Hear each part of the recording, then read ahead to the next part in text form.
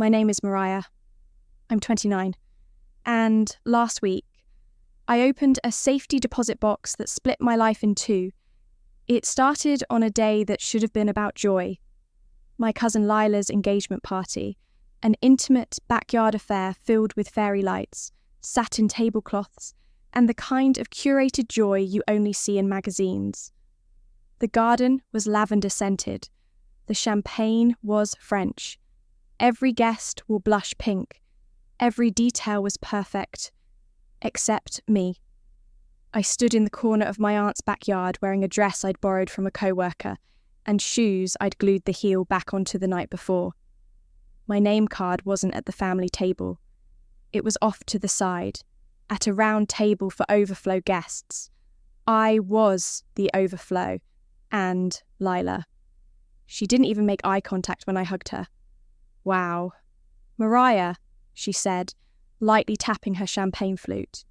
You look very vintage. It was a jab, subtle enough to pass as a compliment, cruel enough to sting. She had always been like that. Sweet on the surface, with a blade beneath her words. And my aunt, her mother, never once told her to stop. I tried to smile, tried to swallow the lump in my throat, tried not to let the memories rise, the ones where I sat in the hospital cafeteria waiting for my mum to come back from chemo, while Lila got ballet recitals and mother-daughter spa days, the ones where I begged my aunt for help with the rent after my mum passed. And she told me, I just don't think enabling you is in anyone's best interest.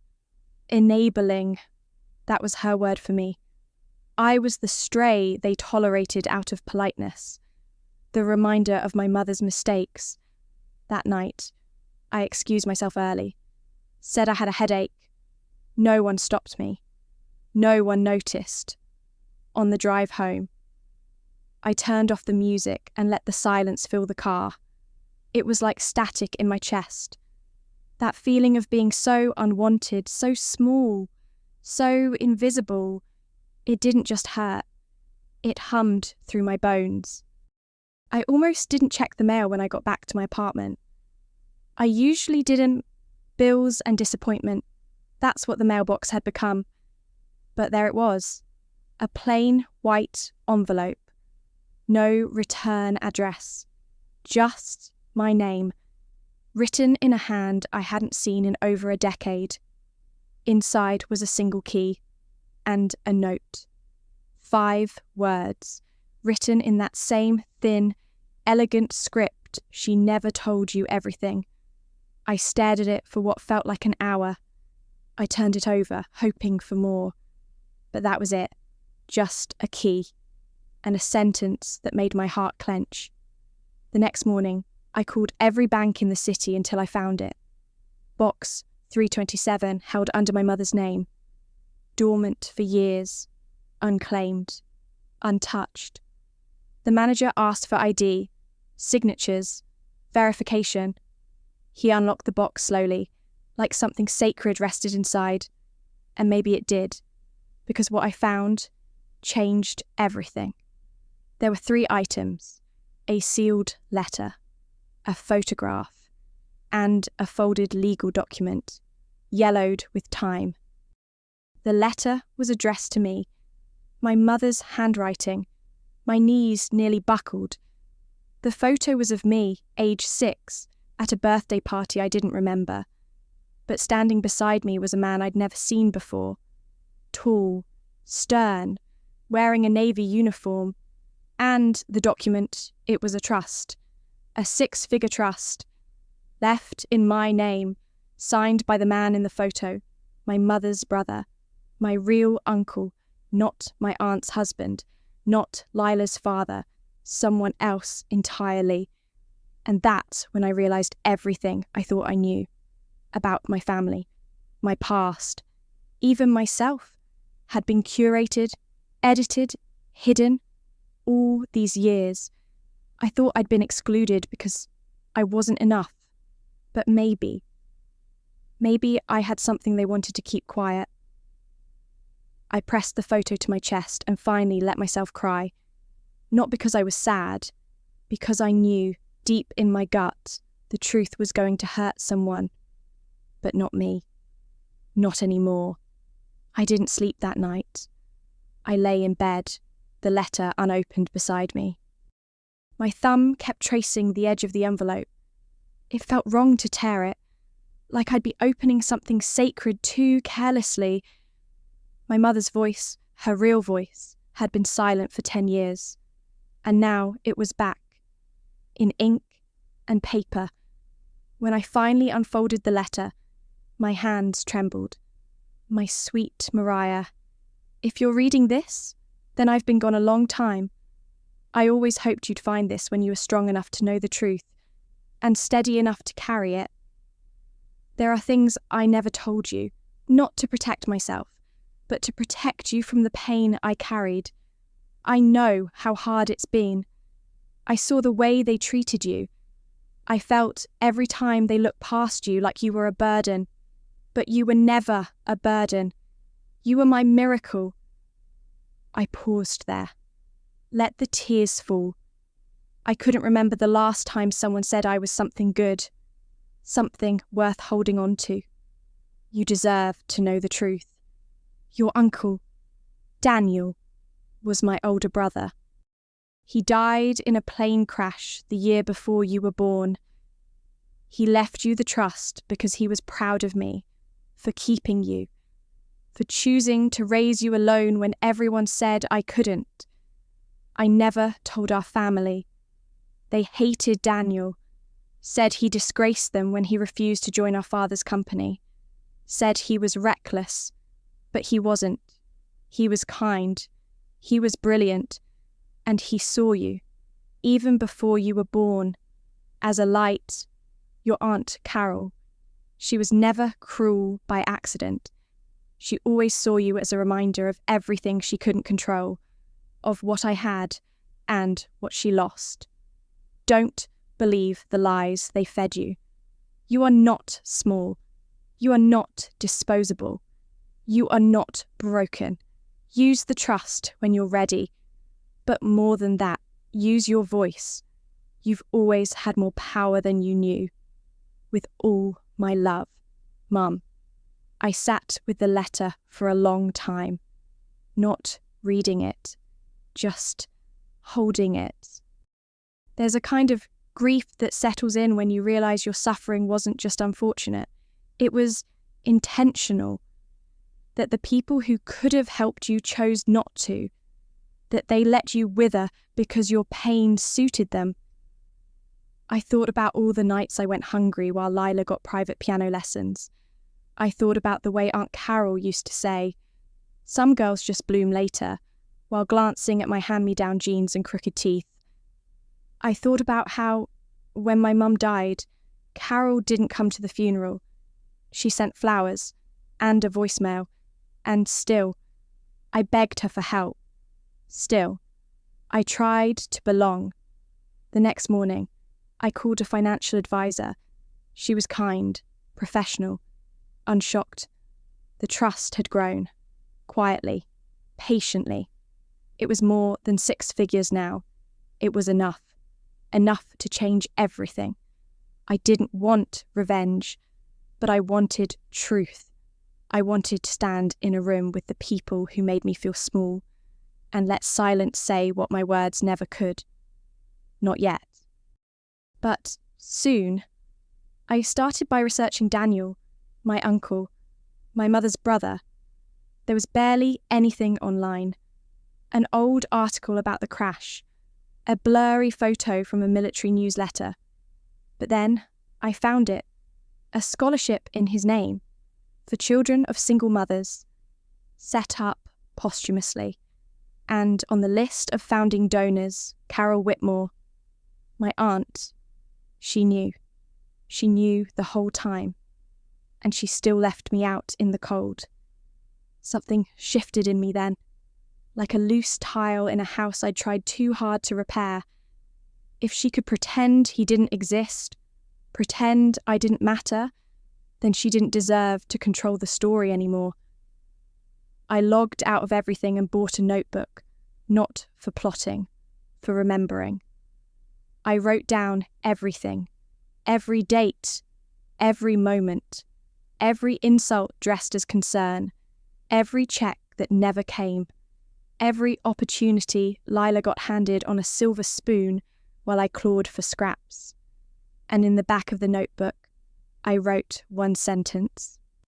She took everything from me, but she never took the truth. That would be the difference. I wouldn't scream. I wouldn't beg. I would build, quietly, brick by brick, until the day they looked up and realised the girl they had overlooked was standing taller than all of them, and that she remembered everything. The first time I saw Aunt Carol after opening the safety deposit box, it was at Lila's bridal shower.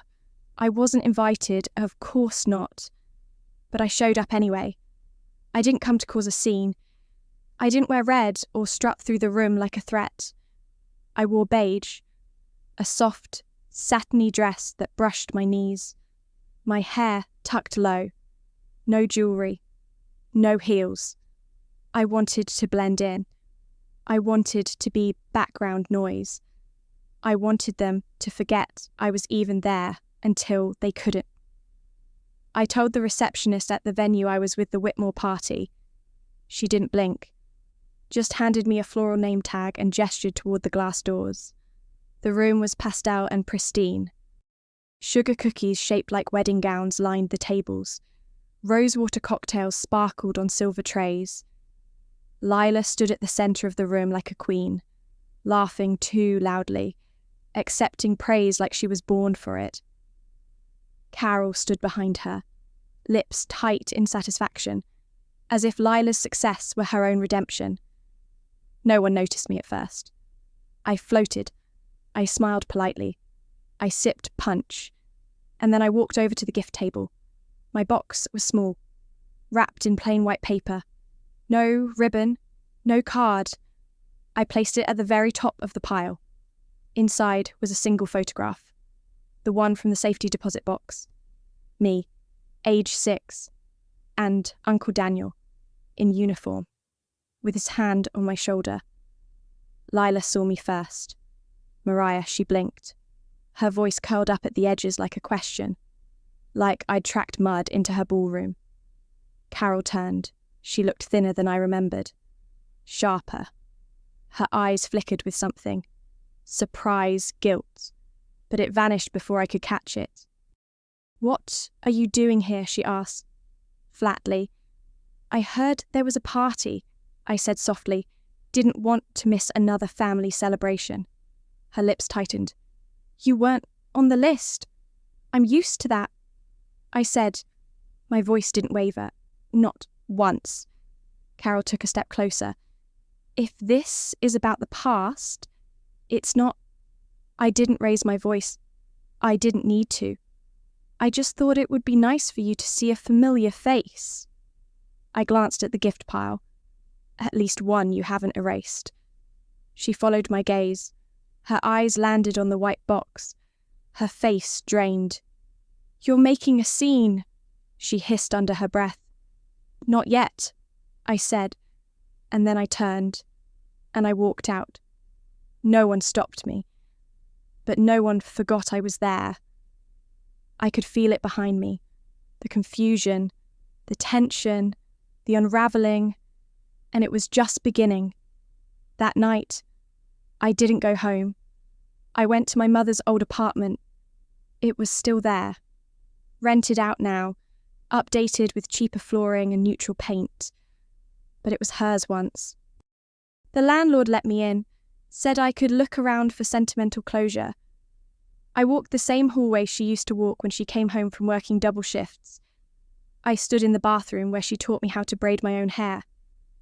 I pressed my palm against the window where we used to watch the fireworks on New Year's Eve. She'd always said, "We might not have everything, Mariah, but we have each other." And that's more than enough. But it hadn't been. Not when she was dying. Not when I was 18 and alone and begging Carol for help just to stay in school. It hadn't been enough. But now I had something else. Not just the money, but the truth. And the truth is louder than any scream. I spent the next 2 weeks gathering documents. I requested Daniel's military records. I filed a formal inquiry into the trust. I found an attorney, a soft-voiced woman named Rachel, who didn't ask invasive questions. Just read everything I brought and nodded once. "We'll take it slow," she said. "No revenge, just clarity." I liked her immediately. I told her I didn't want to sue. Not yet. I just wanted the estate re-examined. I wanted my uncle's legacy acknowledged, publicly. I wanted the truth on paper. And once that started, everything else would follow. Not through violence, not through scandal, through light. Because people like Carol, they rot in the dark. And I was done living there. 2 days later, Carol called me. I didn't answer. She didn't leave a voicemail. Just one missed call. No follow-up. No apology. It was strange. The silence after all those years of being told I was too sensitive, too needy, too much. And now that I had something she couldn't control, she didn't know how to speak to me. I saved the missed call screenshot, just in case. I wasn't keeping a revenge folder.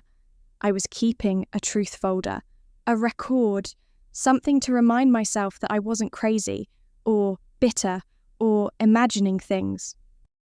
That the coldness I'd felt since I was a child had a source. And that source had a name. Carol Whitmore. I didn't hear from her again that week, but I heard from someone else. Lila. Her message came late, around 11:23 p.m. through an unknown number. A photo of the box I left at the shower. Open now. The picture tucked neatly inside. "What is this?" she wrote. "No, hello. No, how are you?" Just that. I didn't answer right away. I let her sit in the not knowing. The next day, she sent another. "Why are you doing this? You want to ruin my wedding." I almost laughed. The irony was suffocating. All the birthdays she didn't invite me to, all the holidays where there was no room at the table, all the baby showers and brunches and family trips I watched from Instagram while eating dinner alone. And I was the one ruining her special day. I typed and erased 3 replies before settling on one word. "Ask your mother." And then I put my phone on airplane mode. I didn't need to hear her excuses. I already knew them. She didn't mean it. You were always welcome. It was just a misunderstanding. But it wasn't. It was deliberate, consistent, calculated. And now the cracks were showing. I met Rachel again that week. She handed me a folder, neat, heavy, official. Inside were copies of the original trust, bank documents, proof of the dormant account, and at the very bottom, a notarized letter from a man I'd never met, Daniel's old commanding officer, Mariah. "Your mother used to send me photos of you when you were small. Daniel was proud to know you were part of the family. He wanted better for both of you. Your mother told me once that Carol resented her for leaving the family business, for keeping you, for needing help when she was too proud to ask. She said Carol would never accept you. Not really. I'm sorry you had to carry that weight, but I hope this helps you lay it down." I closed the folder and held it against my chest like armour. Lila could have her wedding. Carol could have her mansion and her spotless reputation. But I had something better. Receipts. And more than that, I had roots. Real ones. Connected not to guilt or silence, but to love. My mother's, my uncle's, even strangers who had seen me and decided I mattered. That kind of legacy can't be taken away. The following week, a formal petition was filed to reopen Daniel's estate and reassign trustee status to the rightful heir. Me. It wasn't about the money anymore. Not really. It was about the name, the narrative, the erasure. Carol had done everything she could to scrub Daniel from the family memory, from the photo albums, from conversations, from me, and now, legally, she couldn't anymore. The news spread slowly. A ripple, a whisper at first. One of their old family friends asking, "Did you hear about Daniel's trust?" A distant cousin reaching out with cautious curiosity. And then it picked up speed, because secrets don't stay buried forever, especially not when someone's finally willing to dig. I didn't attend the rehearsal dinner, but I sent flowers, white lilies, and a note for the bride. May the truth always walk with you. Simple, polite, devastating, because that's the thing about truth. It doesn't have to shout. It just has to stand. The day of Lila's wedding was overcast. I didn't plan on attending. I wasn't invited, of course, but I still got dressed. Not because I wanted to be seen, but because I needed to see, to remind myself that I wasn't hiding anymore, that I could walk freely through spaces that used to reject me. I wore black, not out of spite, not like a villain in some fantasy story. Just simple black satin, clean lines, no frills. I didn't wear it for them. I wore it for my mother, who never got to be elegant, even once. The venue was an estate outside the city, the kind that charges extra just to breathe near the roses. I walked through the gates, slowly, unseen among the crowd of arriving guests, their laughter floating like bubbles, their shoes too white for mud. I didn't enter the ceremony. I stood far off under a tree, watching as everyone took their seats. Carol stood proudly in the front row, a soft pink shawl draped over her shoulders, hands clasped neatly, smiling like everything was fine, like her life hadn't just shifted beneath her without warning. Lila looked radiant, polished, unbothered, the perfect bride. And then, halfway through the vows, she looked up. She saw me. For just a second. Her expression faltered. Her voice didn't. But her eyes did. A flicker. Uncertainty. Like a ghost had passed through her perfectly curated reality. And I smiled. Not cruelly. Just gently. Because I wasn't there to ruin anything. I was there to witness what they'd built on top of lies, and to know that it was already cracking. After the ceremony, I left. I didn't linger. I didn't approach. I didn't want a confrontation, but it came anyway. I was halfway to my car when I heard her heels behind me. Mariah. I turned. Carol stood there, breathless, clutching her pearls like they could hold her together. "What are you doing?" she asked. "What do you want?" I studied her for a long time. The woman who had pretended to help, who had smiled politely while she let me wither, who had rewritten the story so thoroughly. She believed her own version. "I don't want anything," I said. Her face tightened. "You've made your point." "No," I said. "I haven't said anything yet." She blinked. The wind caught her shawl, fluttering it like a flag. "You erased him," I said. "You erased me. You acted like he didn't matter, like I didn't. But you knew, Carol." "I did what I had to do," she whispered.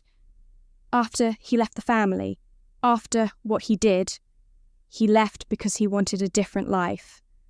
I cut in. "Not because he betrayed anyone. And you punished my mother for his choices. You punished me for being born. Your mother was reckless. She was kind." I said. My voice didn't rise. "She did more with less than you ever did with everything." For the first time in my life, Carol looked small, Not because I yelled, not because I embarrassed her, but because I stood still, because I spoke plainly, because I wasn't afraid anymore. I never asked you for money. I continued. I asked you for a seat at the table. You gave Lila the world, and you gave me scraps. And now you're angry because I found the knife you tried to bury. She didn't speak. Enjoy the wedding, I said, stepping around her. You won't see me again. And I meant it. Because when you reclaim your story, you don't need an audience. You just need to walk. That night, I made tea and sat with my mother's letter one more time. The edges were softer now, worn from rereading. The words didn't hurt anymore. They healed. And then I took out my notebook, the one I'd started the night I opened the safety deposit box. I tore out the pages with their names, with the dates, the receipts, the memories. I didn't need them anymore. I lit a candle and fed each page to the flame, one by one, not as destruction, but as release. I wasn't going to carry their damage forever. I had my truth. I had my peace.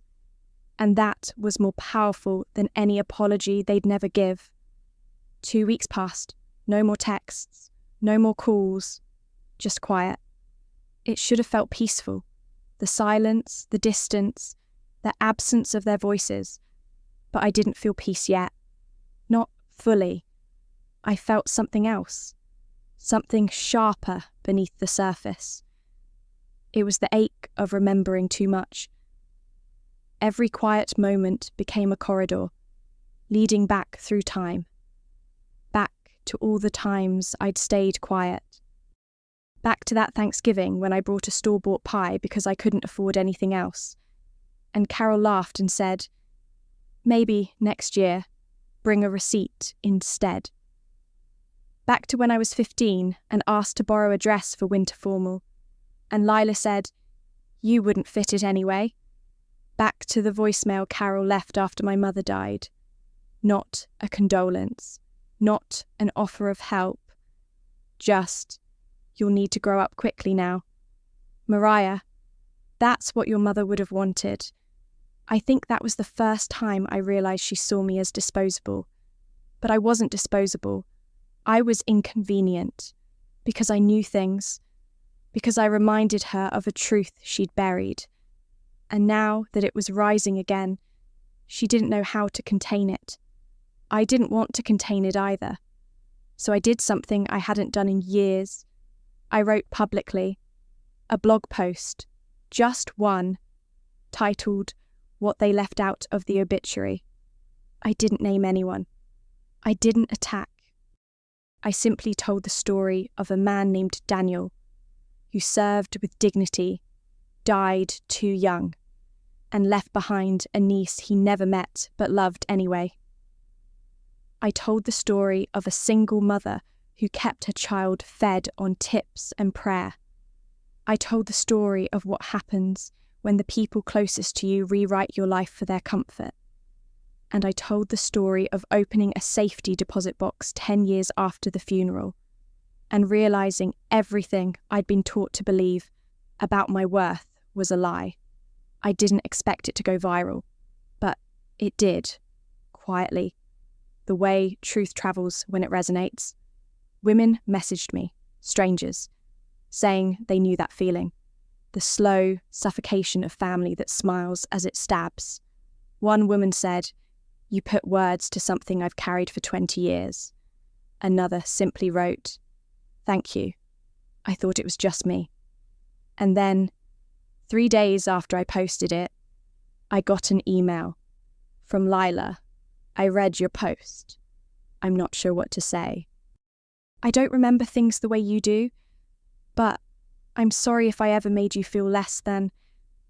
Mum is struggling. She's not herself lately. I think she's afraid everyone will hate her now. I don't hate you. Mariah, I just didn't know how much you were carrying. If you ever want to talk, I'm here. It didn't feel like an apology. It felt like an aftershock. But part of me appreciated it. The girl in me, the one who used to stare at Lila like a sister she was never allowed to keep, she softened, just a little. Still, I didn't reply. Not yet. Because healing isn't always about reunion. Sometimes, it's about rebuilding with your own hands. Slowly, quietly, alone, if needed. That weekend, I drove to the coast. The same shoreline where my mum used to take me when we had nothing but gas money and a peanut butter sandwich. I sat on the sand and read Daniel's letter again. The man in the photo. The one who had left behind hope instead of shame. I closed my eyes and imagined his voice. And for the first time in my life, I believed it. That I was not too broken, not too late, not too small. I stood up, barefoot in the tide, and whispered a thank you to the wind. Not for what they gave me, but for what they couldn't take.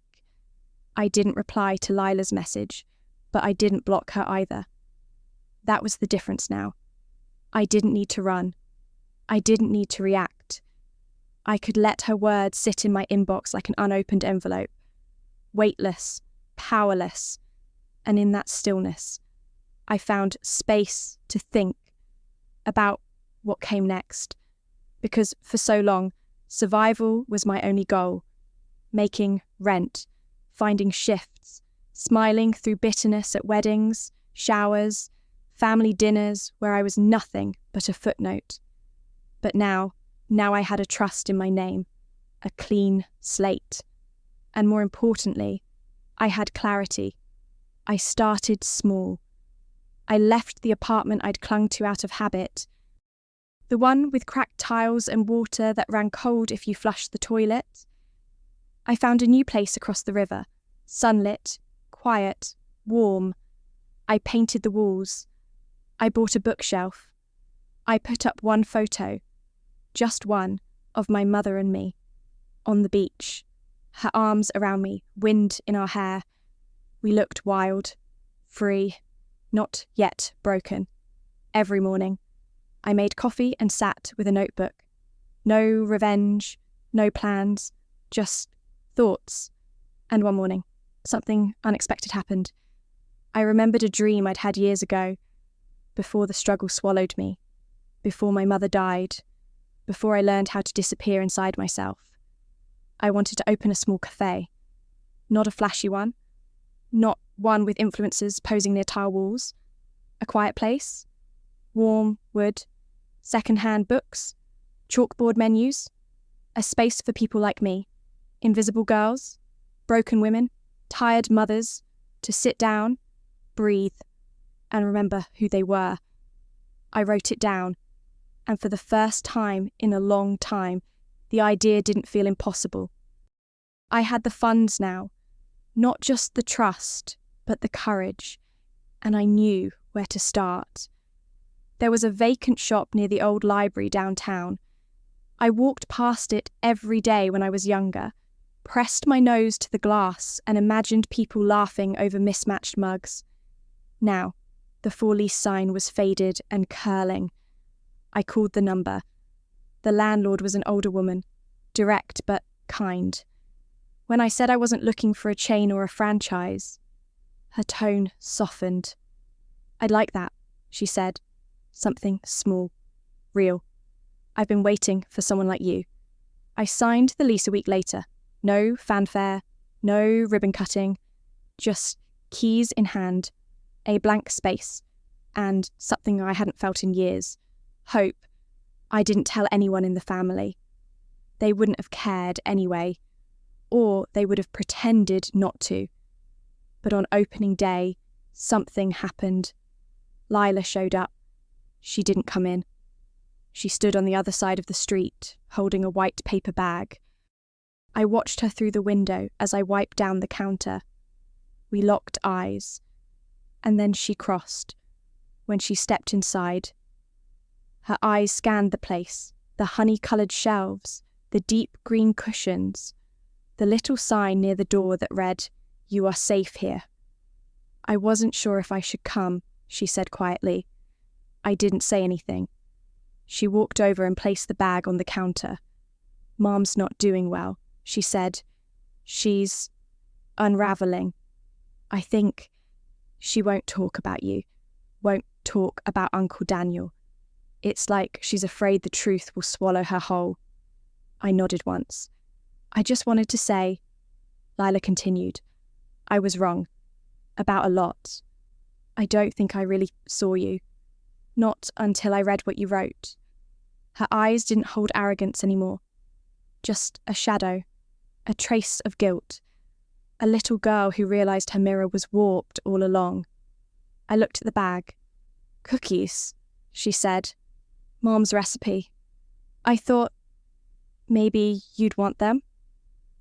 I took the bag, not as a gesture of forgiveness, but as a moment of pause. "Thanks," I said. "You can sit if you want." She blinked, then nodded, quiet, almost shy. And as she slid into the chair by the window, something in me settled. Not peace, not yet, but the beginning of it. Because the thing they never tell you about rebuilding is that it's not loud, it's not triumphant, it's soft.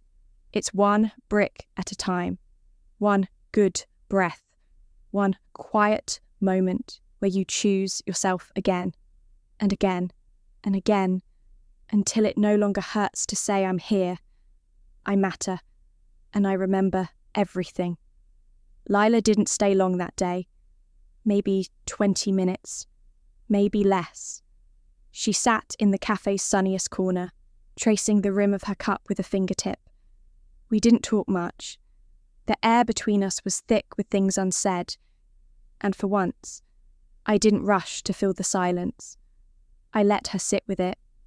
Before she left, she looked up at me, really looked, and said, "It's beautiful, what you made here. It feels like a place where nothing bad ever happened."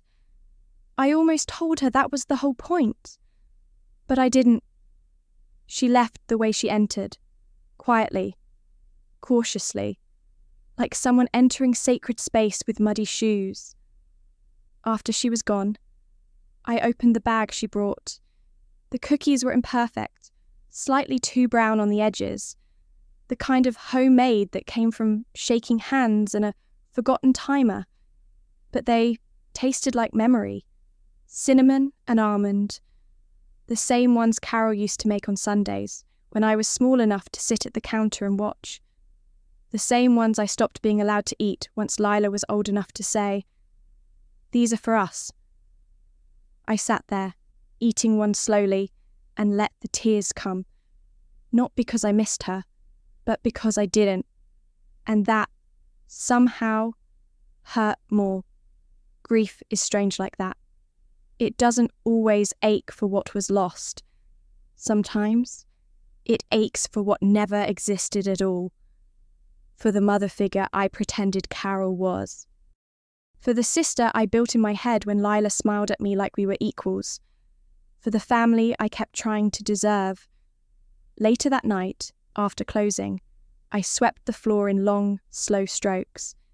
It was meditative, the back and forth, the clean path behind each movement.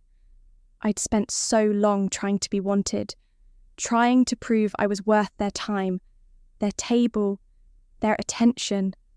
Now I had a table of my own, and every person who came through that door saw me. Not the version Carol pretended I was, needy, dramatic, unstable, but real, present, whole.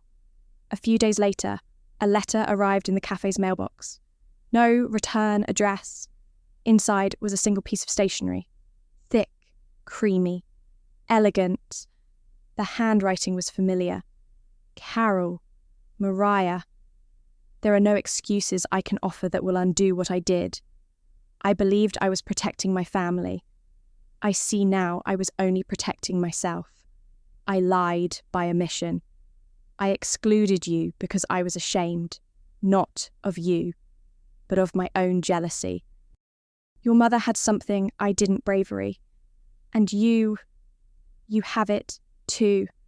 I know it's too late to be part of your life, but I wanted you to know. I remember him every day, and I'm sorry.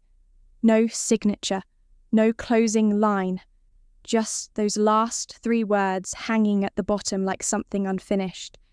And it was unfinished, always would be. But I didn't feel the burn of rage anymore when I thought of her. I felt tired of the effort it took to hate someone who never loved me properly in the first place. I didn't write back. I folded the letter, slipped it into my journal behind the last page, and left it there. It didn't need a response. Some things you bury not to forget, but to forgive yourself for holding them so long. The next morning, a woman came into the cafe with a little girl. She looked tired, not in the exhausted way, but in the I've held everything together for too long kind of way. She ordered tea. The girl asked for a warm cookie. They sat by the window. I brought the tea myself. The woman looked up at me, eyes wide. "Are you Mariah?" I nodded. She smiled. "I read your piece, the one about the obituary. I saved it, gave it to my sister. We haven't spoken in years, but I think we might now." I didn't know what to say, so I just smiled, and I left them there, sipping quietly in the morning sun. That night, I locked the cafe doors and leaned against the glass, looking out into the street. The world looked different now, not gentler, but truer. And I realised something. The most powerful thing I ever did wasn't confronting them. It was choosing not to disappear. The first winter in the cafe was quiet, the kind of quiet I'd once mistaken for loneliness, but now understood as peace.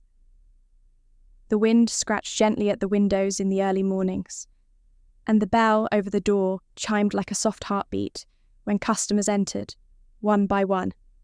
Some came for the coffee, some came for the solitude, and a few, the ones who spoke slowly and looked at the floor when they ordered, came for something else. Sanctuary. One woman told me she hadn't sat alone in public since her divorce. Another brought her teenage son and whispered, "He doesn't speak much, but he reads everything." A retired nurse gave me a crocheted doily after I complimented her scarf, and every time I smiled, because they reminded me of myself, fragments walking around in skin, trying to become whole again. And the cafe. It was a place where no one had to perform, including me. I'd stopped watching Carol and Lila's lives online. I'd deleted the accounts I used to lurk from. No more scrolling through curated joy that made me question my own worth. Their world no longer interested me, not because I hated them, but because I'd outgrown them. One afternoon, a young man came in, maybe 19, nervous, shoulders hunched like the world expected too much from him. He asked, "Are you the one who wrote that blog about the safety deposit box?" I nodded. He sat in the corner with a notebook and didn't speak again. But he came back, again and again, always alone, always writing. He reminded me of what stories can do, not just destroy, but deliver, not just hurt, but heal. And that's when I knew what I had to do next. I started writing again, not for an audience, not for validation, for myself, for the little girl who grew up being told she was a mistake wrapped in gratitude. I wrote about the hallway light my mother used to leave on until I fell asleep. I wrote about the way she never cried in front of me, even when she was coughing up blood. I wrote about the nights I fell asleep hungry, and how she told me stories about stars to make me forget. And then, eventually, I wrote about Daniel, not as a mystery, not as a ghost, but as a man, a brother, an uncle. A man who chose love over legacy and died with his honour intact, even if no one in the family wanted to remember it. I printed the pages. I put them in a binder. I didn't have a publisher. I didn't care. I left the binder on the cafe's bookshelf between the poetry and the self-help. No label, no sign. Just a quiet story about a girl who was supposed to be forgotten, but wasn't. A week later, it was gone. I never saw who took it, but the next morning, someone had left a note in its place. I needed this more than I can say. Thank you for surviving. It helped me believe I could too. No name. Just those words. And for the first time in my life, I felt something I never expected to find in this story: gratitude, not for what they did, but for the journey that followed. The pain cracked me open. The truth set me free.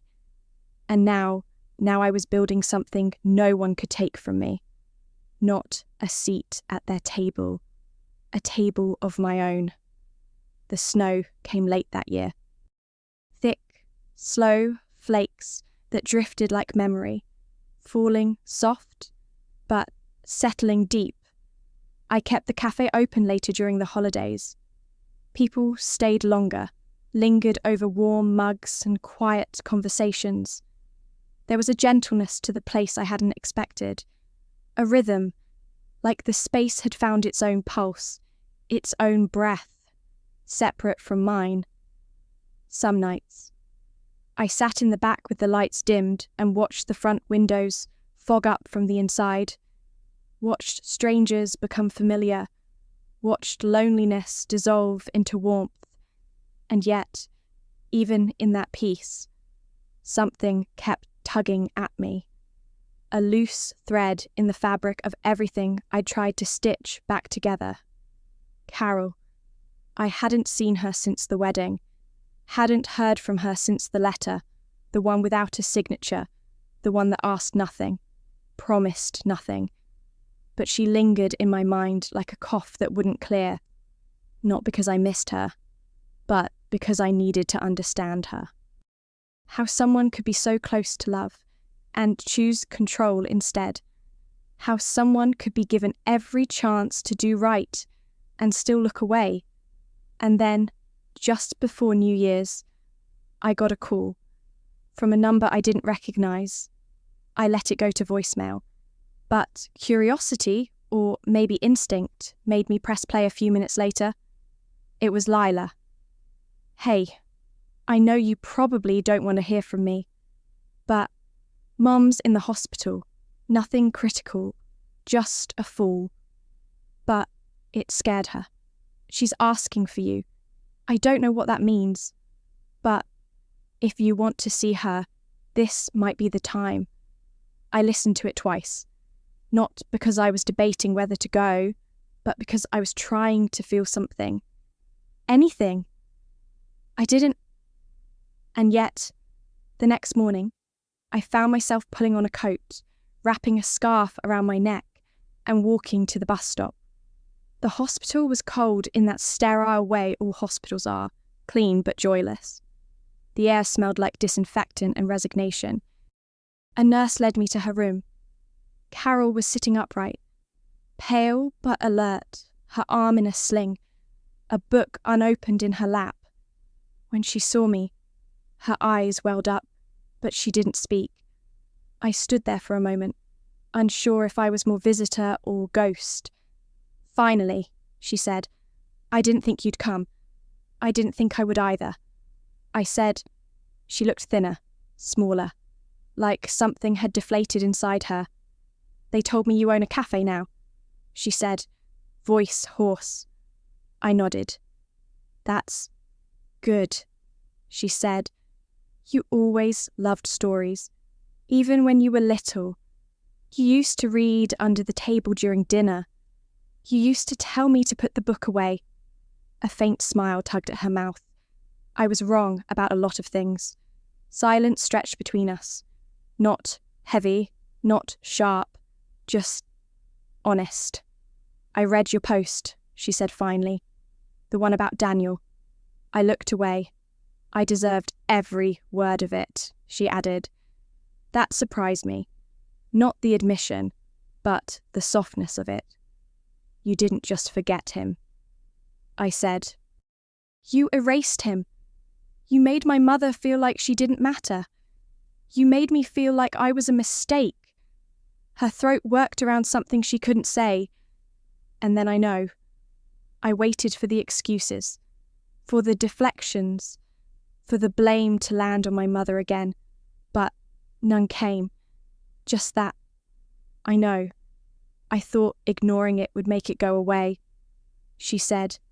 And when it didn't, I doubled down. I punished you for being a mirror. I sat down across from her. You could have told me the truth. Any time. You could have given me one reason to believe I mattered. I know. We sat in silence. And then she did something I never expected. She reached over, slowly, like she wasn't sure if it was allowed, and placed her hand over mine. It was light, fragile. I'm sorry, she said. I know it doesn't fix anything, but I needed you to hear it. From me. I didn't cry. I didn't forgive her, but I nodded, because sometimes healing isn't dramatic. Sometimes it's just choosing not to walk away angry.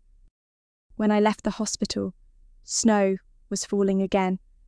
I stood in the parking lot, watching the flakes dissolve against the pavement, and for the first time, I didn't feel the weight of her anymore.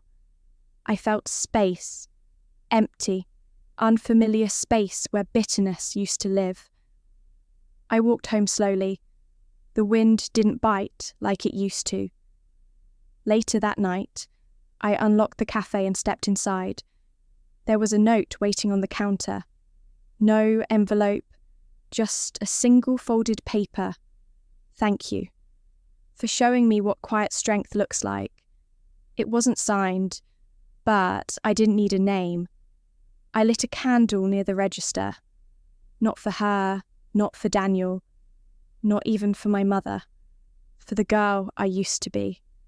The one who sat at the edge of every room, waiting to be chosen. She didn't need to wait anymore. She had chosen herself. And that was enough. January passed like a long breath. The snow lingered, but it no longer felt suffocating. Just soft, quiet, like the world was trying to apologize for all its sharpness. I kept the cafe open through the coldest weeks, and people kept coming. Students, nurses, men who said nothing, just tipped heavily. Women who came alone and sat without phones, like they were finally learning how to be with themselves. Every day I woke up, brewed the first pot of coffee, unlocked the door, and felt it again. That stillness, not the silence of being ignored, the peace of being whole. One afternoon, just after closing, I heard the bell over the door chime. I looked up, already prepared to say we're closed, but stopped when I saw him. He was older than the photo, of course, but I recognised him instantly. The man in uniform standing next to me in that old picture, Daniel's commanding officer. Mariah, he asked. I nodded, unable to speak. I hope this isn't an intrusion, he said gently. I wanted to see it, the place you built. I gestured for him to sit. He looked around like he was in a museum, eyes softening at every detail. I remember when your mother first told me about you. He said Daniel was so proud of her. He said she did everything backward, had a child, then figured out life, and somehow made it beautiful. I swallowed hard. She did. I said. He pulled something from his coat. A folder, slim, neat. I thought you might want this, he said, sliding it across the table. It's a copy of the commendation letter Daniel wrote before he died. It was never filed formally, but I kept it. My fingers trembled as I opened it. The words were in Daniel's handwriting, sharp, steady, full of conviction. If anything happens to me, please ensure my sister and her daughter are cared for. They are the best of me. She is stronger than anyone will ever give her credit for. Tell her that she did the right thing. And tell Mariah that she was never unwanted. I didn't even try to stop the tears. I cried right there at the table, in the middle of my own cafe, while a stranger who wasn't a stranger sat quietly and let me feel it all. After a while, he stood. "Thank you," he said, "for remembering him. Thank you," I whispered, "for keeping this." He paused at the door, glanced around once more. "He'd be proud of you, Mariah." I smiled through the ache. "I'm proud of me too." When he left, I didn't close the cafe. I turned on every light, lit every candle, played soft music and opened every curtain. I sat at the table nearest the window and read the letter over and over until it felt like it was written just yesterday. Because grief doesn't fade, but it does change. It becomes a companion instead of a captor. That night, I wrote again, another entry, another piece of my story. This time, not about betrayal, not about silence, but about love, real, steady, a love that survived decades in a locked metal box and still found a way to say, "You mattered." The next morning, I pinned a copy of the letter to the cafe's corkboard. Right in the middle, no explanation, no caption, just his words. And above it, I wrote in black ink, "He remembered us. Now we remember him." People stopped and read it all day. No one asked questions. No one needed to. By the end of the week, other letters started appearing. Notes to lost parents. Messages to forgotten siblings. Letters never sent. The corkboard grew heavy with grief and gratitude. And suddenly, the cafe wasn't just mine anymore. It belonged to every girl who was told she wasn't enough. To every woman who stayed silent when she should have screamed. To every child who grew up believing they were invisible. They weren't. Not anymore. They had a place now, and so did I. The wall of letters became something sacred. I didn't plan it. I didn't curate it. It just grew. By February, there were over 70 pinned notes, some written on napkins, some typed on lined paper and folded like secrets. One woman mailed hers from 2 towns over with a pressed flower tucked inside.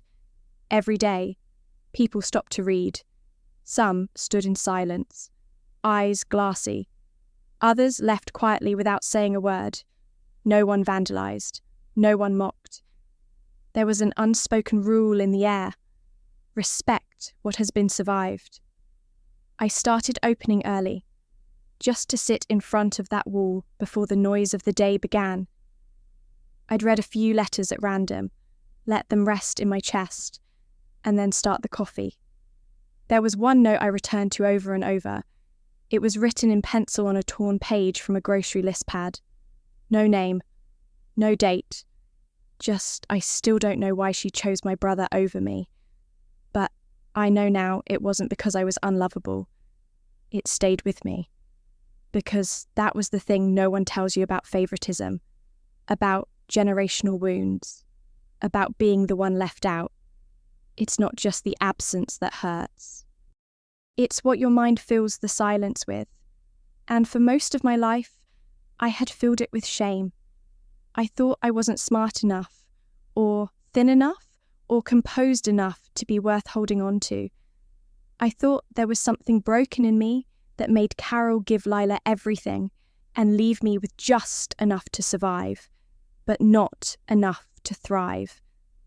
But now I knew. It wasn't about me. It never had been.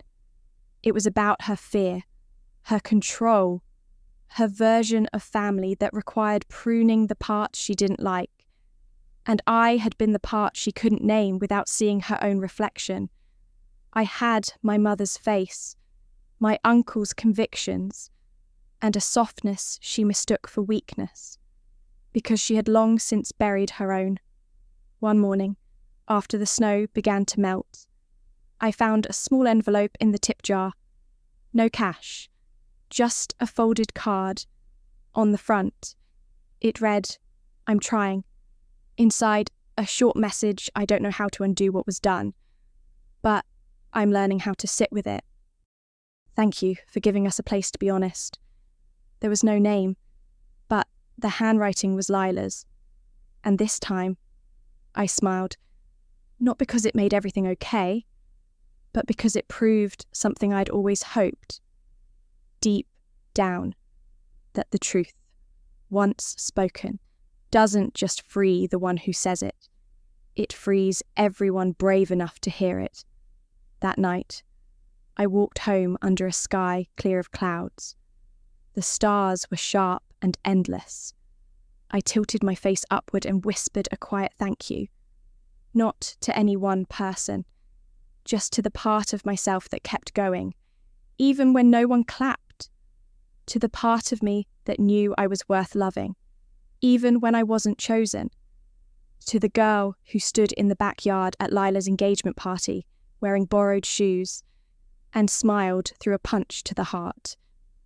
She had become this cafe, this calm, this clearing where truth could land without breaking anything. And for the first time, I let myself imagine the future. Not a fantasy, not a revenge arc. Just more mornings, more letters, more light. A future where I didn't flinch at the sound of my name. A future where I didn't need to prove anything to anyone, not even myself. Maybe someday I would forgive Carol. Maybe I already had. But forgiveness, I was learning, isn't a performance. It's not a line you cross with fanfare. It's quiet, like watching snow melt, like closing a door and never needing to look back, like breathing deeply in a room you built with your own hands, and knowing, without doubt, no one can take it from you. Not now. Not ever. Spring arrived slowly that year, not with a burst, but with a soft sigh. The cafe's windows began to fog less in the mornings. Customers came in without scarves, cheeks touched pink by sunlight instead of wind. I swapped the cinnamon for lavender in the pastries, switched the playlist from winter piano to old jazz and acoustic covers. The regulars noticed. They always did. I started keeping the front door open during the afternoons, letting the breeze wander in, warm and new. And with the change in season came something else. A woman I hadn't seen in years. She stepped into the cafe on a Thursday afternoon, just after the lunch rush. Her coat was too heavy for the weather, and her hair was thinner than I remembered, but it was her Aunt Carol. She stood in the doorway like she wasn't sure if she was allowed inside, and for a long, heavy moment, neither of us moved. Then I nodded, just once, and she stepped in. She didn't ask for a menu. She didn't approach the counter. She walked over to the corkboard, to Daniel's letter, and stood there for what felt like a full hour. And then, quietly, she sat at the back table, the one in the corner, near the window, the one no one ever took unless they wanted to be alone. I brought her a cup of tea without asking. Earl Grey, no milk, no sugar, the way she used to drink it. She looked up at me. "Thank you," she whispered. I said nothing, because sometimes silence isn't avoidance. It's grace. She didn't try to explain herself. She didn't cry. She just sat there, slowly sipping her tea, eyes occasionally drifting toward the corkboard. Before she left, she reached into her coat and pulled out an envelope. "I don't expect a response," she said, placing it gently on the table. "But I needed you to have this." And then she was gone. I didn't open it right away. I cleaned the tables, refilled the napkin holders, straightened the bookshelf, and then, when the cafe was still, I sat in her chair, the chair she had just left, and opened the envelope. It wasn't a letter. It was a photo. Old, slightly bent at the corners. Me, maybe 7 years old, sitting on Daniel's shoulders in a park I didn't remember. My mother was beside us laughing. Carol was behind the camera. I could tell by the angle. On the back of the photo was one line, written in pen I tried to forget. I wish I hadn't. No signature. Just that I held the photo in both hands, let it tremble there, because for all her wrongs, for all her cruelty, Carol had kept this, all these years, a single photo of a moment where I wasn't a burden. I was a child, smiling, whole, held, and she had chosen to keep it. Maybe she wasn't proud of that. Maybe she hadn't looked at it in years, but something in her couldn't throw it away. And now it was in my hands. I placed the photo next to Daniel's letter on the board. No note, no context, just the image, a moment rescued from the past, a piece of my story, no longer hidden. Later that evening, Lila came in. She didn't order anything. She just sat down at the counter, hands folded like she had something rehearsed. I heard she came. She said. I nodded. She told me she still dreams of your mother. Lila added, that she wakes up crying sometimes. I looked at her. And do you? She swallowed. Not yet. But I think about you a lot. There was nothing else to say. And honestly, I didn't need anything more. She stayed for a while, watching the rain as it started to fall again. When she finally left, she touched my shoulder gently, like she wanted to offer something, but didn't know how, and I let her, not because it healed everything, but because that small gesture, once denied to me, now cost her something, and she gave it anyway. The past doesn't disappear, but it can be softened, rewritten, not in ink, in choice. And I was choosing, again and again, not to carry what wasn't mine, not to inherit silence, not to pass on erasure. I was choosing to remember, to rebuild, and to open my door, not for those who deserved it, but for those who finally came willing to listen. The day I forgave Carol, she wasn't in the room. There was no conversation, no grand reconciliation, no hug that undid everything. It happened on a Tuesday, just after I restocked the pastry case and changed the flowers in the window vase. A woman came in with a little girl, maybe 6 years old, all tangled curls and scraped knees. They ordered hot chocolate and a lemon bar to share. They sat near the corkboard, the one filled with letters, the photo, Daniel's message, and the girl asked, "Mommy, who's that on the wall?"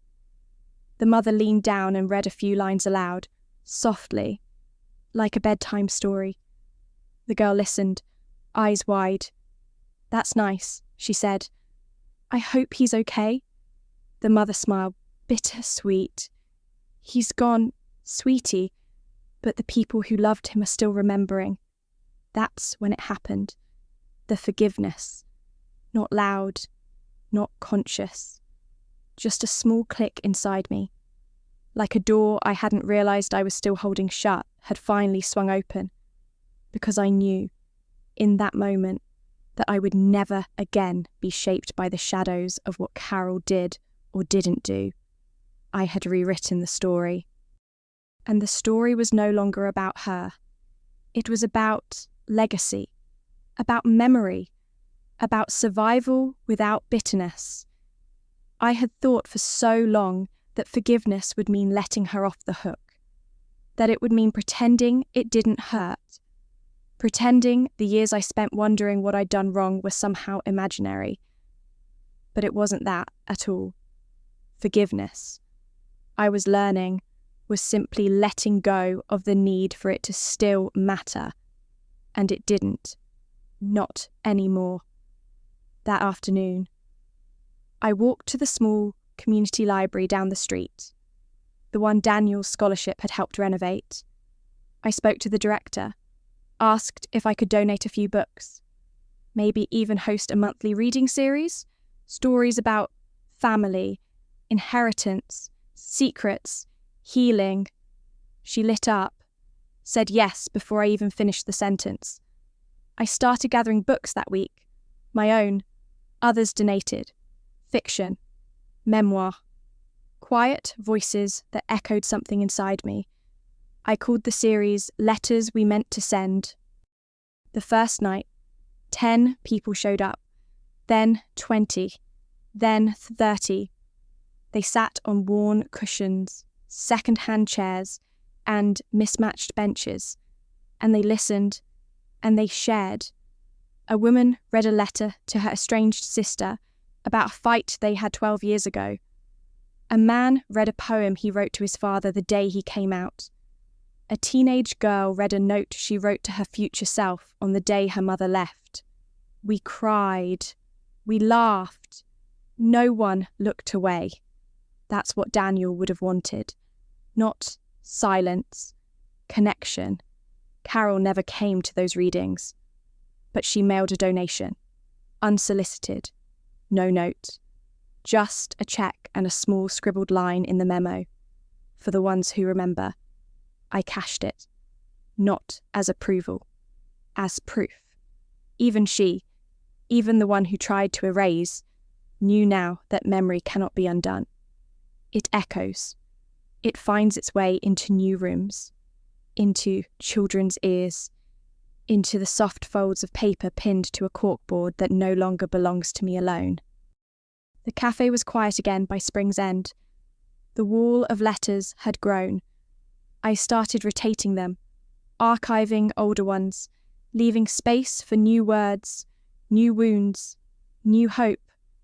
And one evening, as I was locking up, I caught my reflection in the glass. I didn't look haunted anymore. I looked like someone who had chosen peace over performance, truth over vengeance, love, not the kind they gave me, but the kind I gave back to the world when they had nothing left for me. And as I stood there, keys in hand, I realised something else. This story, the one that began in a safety deposit box, it was never really about revenge. It was about remembering who I was before they tried to rewrite me, and becoming her again, fully, quietly, unapologetically. Summer arrived with gold light and long evenings. The cafe thrived, not in a flashy influencer hashtag kind of way, but in the way trees grow, steady, rooted, undeniable. People started calling it the place with the wall. They brought friends, lovers, daughters, mothers. Some wrote letters before ordering coffee. Some read every note in silence and left without a word. Some cried. I never asked questions. That was part of the magic. You came as you were. You left lighter. And then, one morning, I woke up and realised I had nothing left to carry. No hidden ache, no sharp edge waiting to be dulled. Just breath and light and room. I thought of my mother. How she used to hum while doing the dishes, even when her back hurt from work.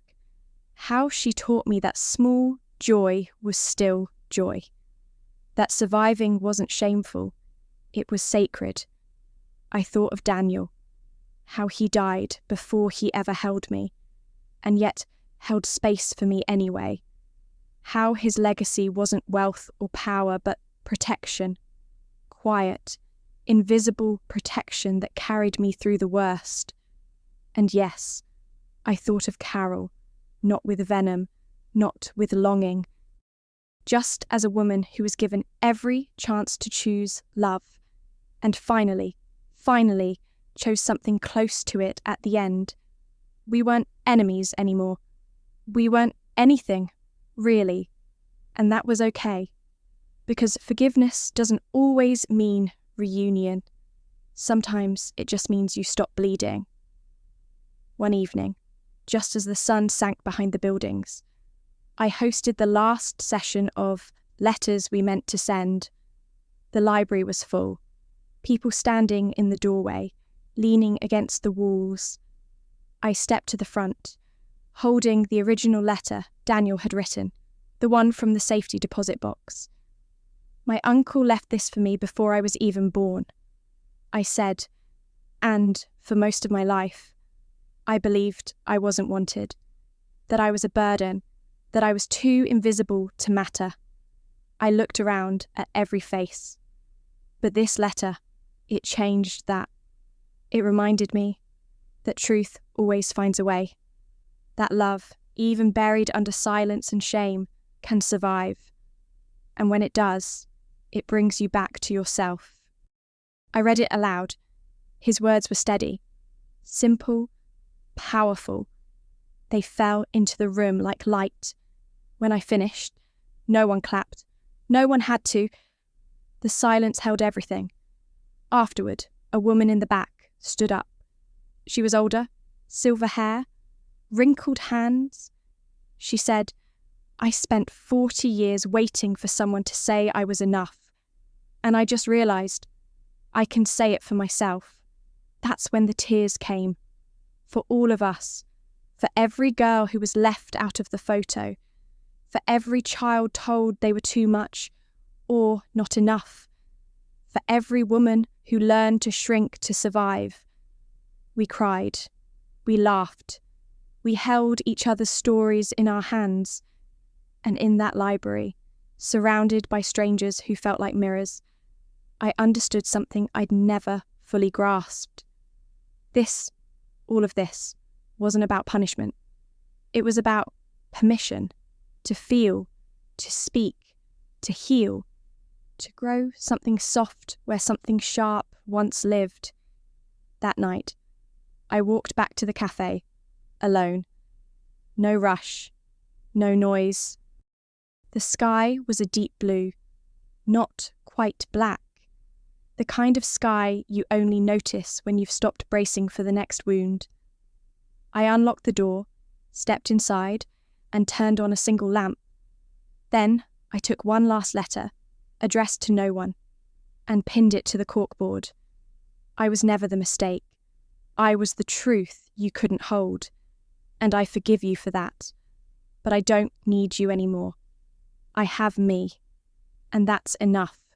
I didn't sign it, because every woman who walked through that door would know it was hers, too. I sat down in the empty cafe, folded my hands around a warm mug, and breathed in the stillness. No more proving, no more pleasing, just peace. And the quiet, powerful knowing I remember everything, and I'm still here,